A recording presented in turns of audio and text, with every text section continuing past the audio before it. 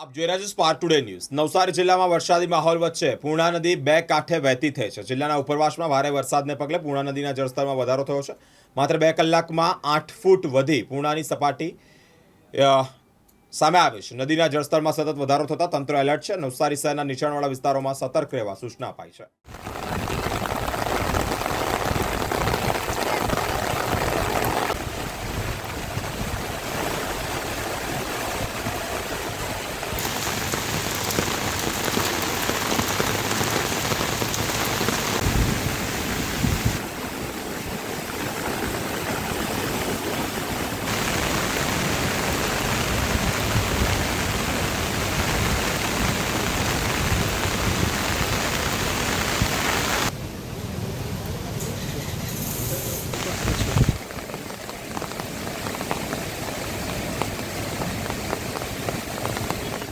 ઉપરવાસમાં પડી રહેલા ભારે વરસાદને લઈને પૂર્ણા નદી બે કાંઠે વહેતી થઈ છે। ત્યારે નવસારી શહેરની જે પૂર્ણા નદી છે તે અડધો જ કલાકમાં 18 ફૂટ પાસે પાણી આવી ગયું છે। તેના સીધા જ તમે પૂર્ણા નદીના દ્રશ્યો જોઈ રહ્યા છે।